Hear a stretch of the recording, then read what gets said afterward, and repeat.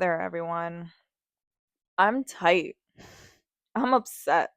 I recorded the first video and found out my mic is dead.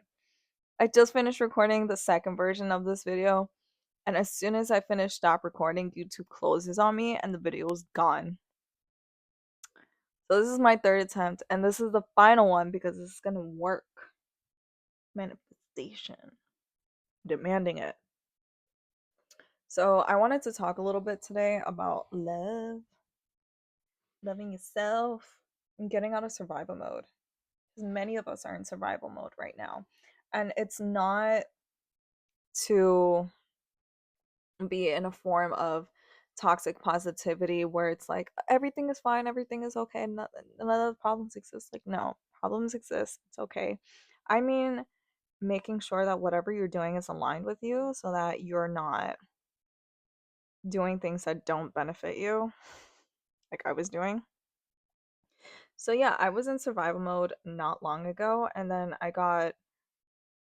you know, I was in survival mode because I was worried about finances. I was doing a lot of things all at once because I'm the kind of person that likes to do everything all the time, all together. I was starting a business. I was working on art. What else was I doing?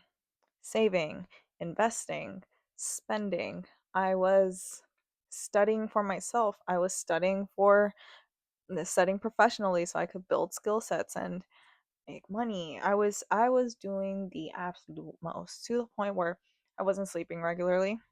I wasn't eating regularly. I wasn't cleaning my space and being present, which I kind of should do at some point, but that's another story. But yeah, so I got a stern talking to by my sister, and taking her advice, I decided to dissolve my business, Card Connex. That was an AI based platform to connect individuals to local trading card events where I would make money off of these trading card stores for them to access my platform and for a higher fee, um, get social media marketing by me. And by me, I mean the automations I was planning to use. Like, it was supposed to be a whole AI automated business so that I could just program it, sit back, make money. And one of the reasons why I decided to go ahead and dissolve this business, aside from all the stress, was because listen, I'm gonna have a business at some point. I'm an entrepreneurial person. It's my mindset. It's how I've always been. It's in my vision board. Like, not gonna happen. Um but in all of the lists of business ideas I have and the list of boring businesses I would buy, because thank you, Cody Sanchez, it was not on either list. It was supposed to be just a fun project, exploring, learning about AI, because I believe that despite the controversy with artificial intelligence, especially for those in the environmental field like myself, it is the next revolution of technology. It is changing the way we live, think, feel, and interact.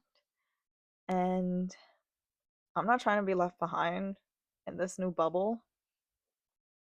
No, this is as big as us inventing the light bulb and the computer, dude. Like, why would I want to be left behind? I love the planet. That's not going to change. Um,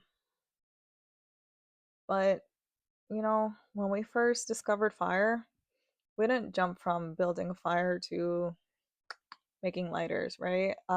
We definitely started a few forest fires before we got to where we are. So it sounds unfortunate, but sometimes a little bad has to happen before some good can come out of it. Like, we need to tumble through the dark until we figure out the right way to do it. And I say this fully knowing and acknowledging that it's morally and ethically questionable considering the impacts it has on water usage um, water availability, and heat being emitted off of, these data centers. In addition, you're using energy right now just from streaming this video, from charging your phones, from accessing Wi-Fi, all of it, energy use.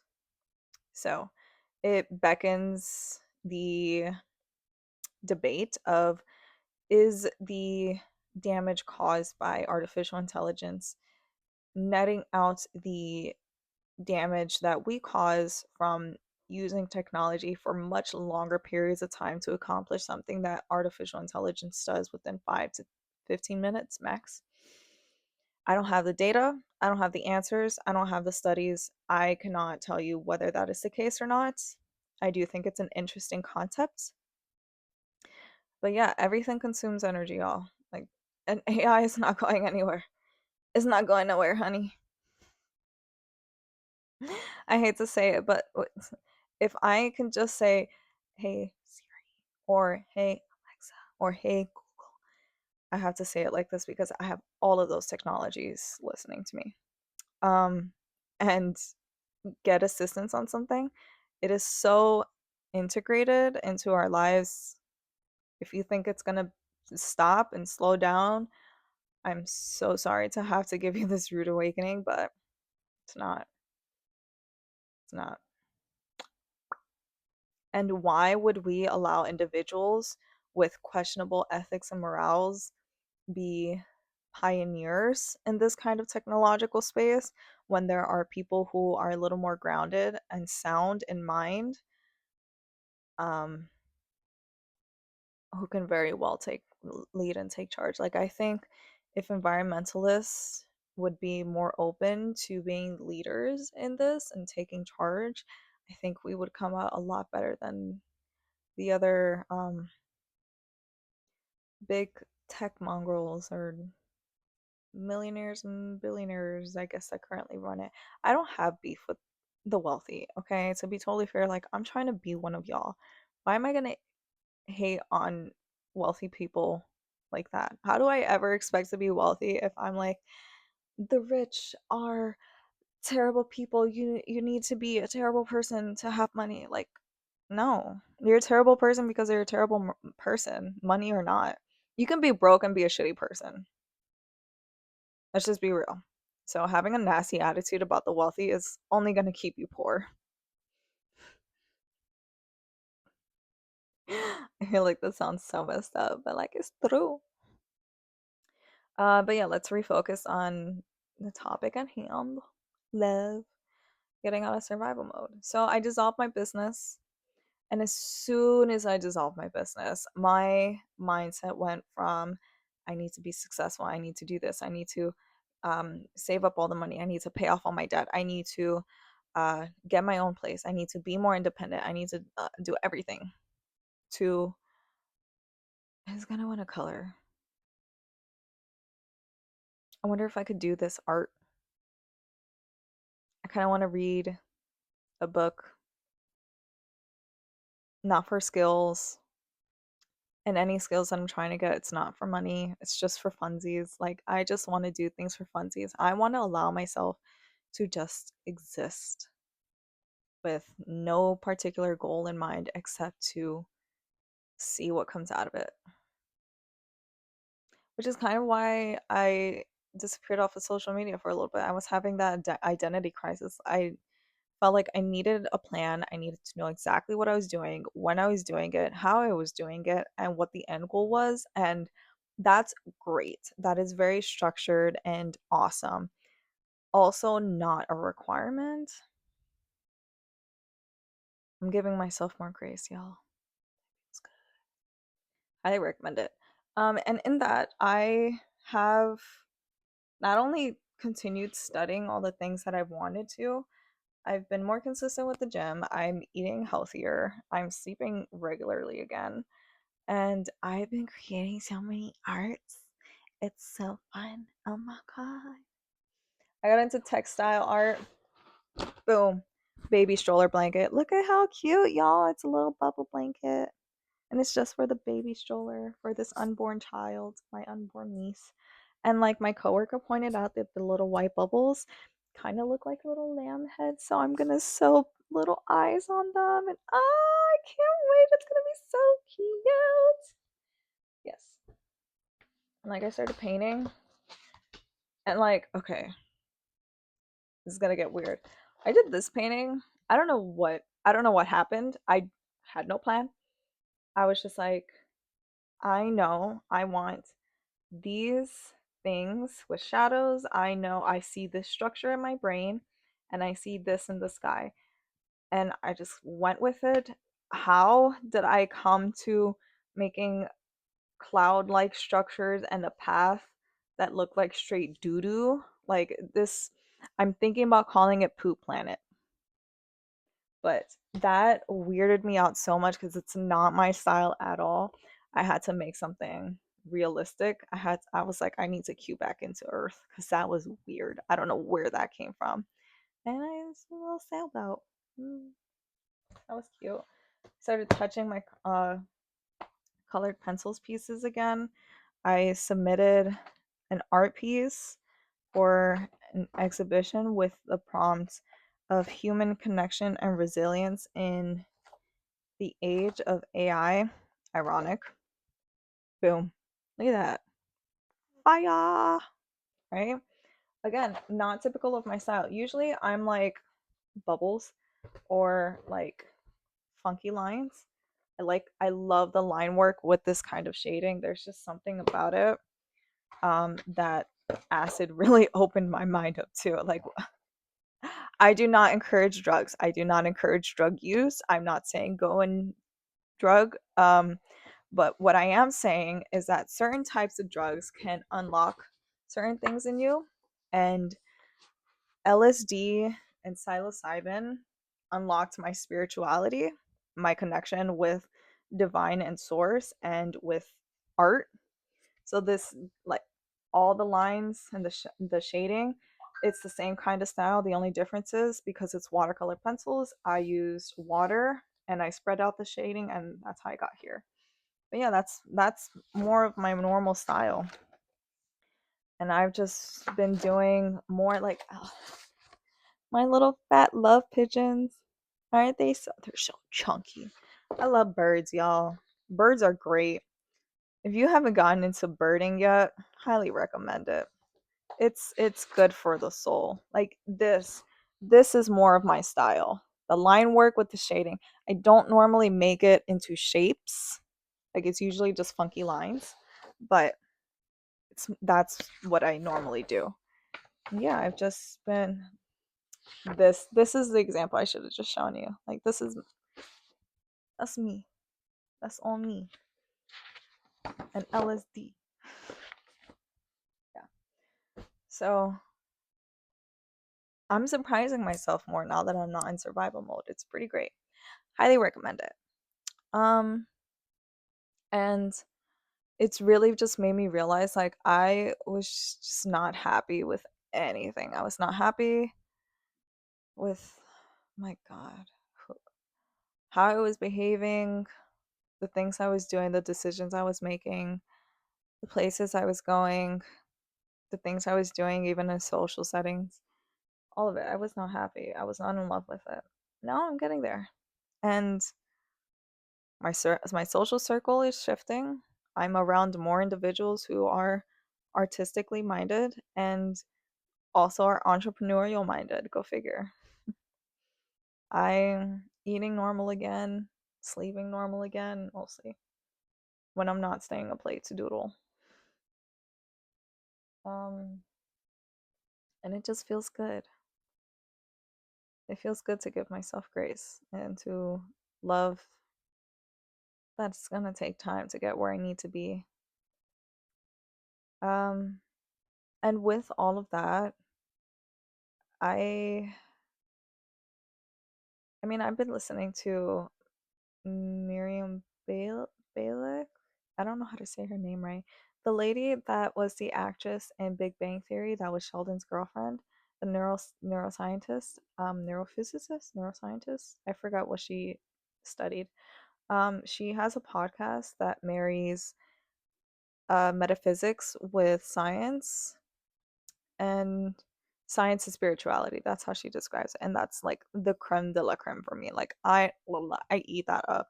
It is I love the podcast. It is very great. And yeah, I'm just surrounding myself more with things that align with me now and it's nice. I highly recommend you try it. If you feel like you're in a state of survival, take a moment to really reflect like what is it that got you there?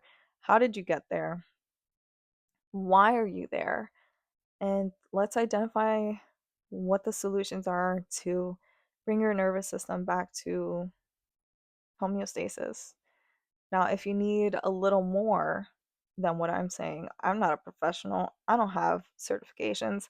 Highly recommend you seek some professional help, whether that's therapy, whether that is spiritual guidance through spiritual leaders. Just be mindful of who you seek out. Um, just go with your gut. Listen to your gut. Okay. And yeah, I think I'm gonna close off with a little story about what happened today when I went to file taxes because that was fun. Um, as I'm thinking about all these things and like, you know, source is me, I am source. We are made of stardust, and source is love, so we are love, and love will cure all in these troubling times. Things may get worse, but at the end of the day, love will win. We just need to wait it out. I'm thinking all of this as I'm getting off the train to go do taxes, and this lady dressed in all white stops me. She asked me for 50 cents, which is weird because nobody asks for 50 cents no more. What is 50 cents gonna get you? Because it can't even get you a bag of chips now. These bodegas are wiling out. I was like, and this is all in Spanish. I was like, girl, how much do you actually need? She said $5. And she was an older woman, older than my mom, and as I'm getting the money out of my wallet, I ended up having the full $5 she needed, which was kind of miraculous because I didn't even know I had that. Um, she was like, since you're here, do you have a minute so I could tell you about the Word of God? And I'm like, you know what, sis, go for it. I'm not rushing. Um, so she starts to tell me things. I'm not gonna go too far into detail because that's not the point of the story. But while she was making me read Psalms in my broken Spanish, I couldn't help but feel this love for her I didn't fully understand. It was as if I was watching or I was in front of my kid that I got the chance to watch grow up, go through all of these crazy things. She left her husband, she found God, now she preaches the word. And it was like, oh, my child, oh, sweetie. And just like when that parent just kind of lets the kid just do their thing, like, yeah, it's okay, I got you, I'm here, I'm listening, I'm present. That's how I was feeling, and it didn't make sense because she's not my kid. Yo, she's older than me. I don't know her. This was a one-time thing. I didn't get her name, nothing. And it was so interesting having this feeling of love for a stranger. I just don't know. And then a guy comes up and he's drunk. You could smell it. Like he's drunk and he heard her talking about God and he was ready. He had problems and he had beef and he was ready to channel it through her. So she had said something along the lines of like uh that we are God's children and God's word is law, something like that. And he turned to me in Spanish and he said, "Do you believe that?" And I responded, my broken Spanish, I believe that we can only do the best we can. And I said that with the undertone or like with the hints that I think this is her trying to do the best that she can with what she has and what she believes is what she should be doing. Granted, I did not say all that. I only said I think we can only do the best we can, but it was that kind of message or feeling behind it. And in that moment, I was a little worried about him. And I kept looking at her and she's like, don't worry about him, ignore him. It was one of those just like, don't mind, not the preocupe. And I wasn't worried about my safety. I was worried about him. It was again, oh my child, my sweetie. Oh how much you've gone through to get here to this moment. How much you must have seen to be drunk at 9:40 in the morning. My sweetie, you're here. And I had to physically resist the urge to just do nice on his back. I don't know how to rub his back. I always called it do nice. I don't know. Because again, total stranger, don't know this dude, obviously older than me. He's not my kid. But again, it was just this moment of like, I love you. I love you, my child. I'm here. I'm present. I'm listening. I was a little more worried because of what I knew he must have gone through stuff to get there. Um, but still, it was interesting. And I don't know what it was, but he had such a switch in attitude after I had said I think we can only do the best we can. Because she had said something and he responded, every time I take a step down my path, I'm met with blessings. And we were both just kind of like, oh, that's strange. And I was so relieved. And then by the end of it, I was like, thank you for your time. I need to go. Again, not in a rush to go file taxes. But I thanked them, and ironically, they left together. They did not come in together. They did not know each other. I just thought that was so interesting. And I walked out of that train station just like, what was that universe? Oh, what the fuck? And I think it was my soul understanding and experiencing what it's like for God, higher power, source, universe, whatever you want to call it, what it's like for that to give us unconditional love, what it's like for that to be with us at all times and watch us just kind of like flail around and do life. Like, oh, my children. Oh, that was so hard. It's okay, I'm here. And neither of them knew about this. We don't always get those indications and feelings from whatever, right? As true as it may be, we don't always feel like God loves us. It's true, we are loved unconditionally, and that's what makes us special. But I think that's why I had that experience. So that's my little tea for today. And then I filed taxes and I got sad. And I got over it. So what are you gonna do? Right? You gotta pay taxes. It's America.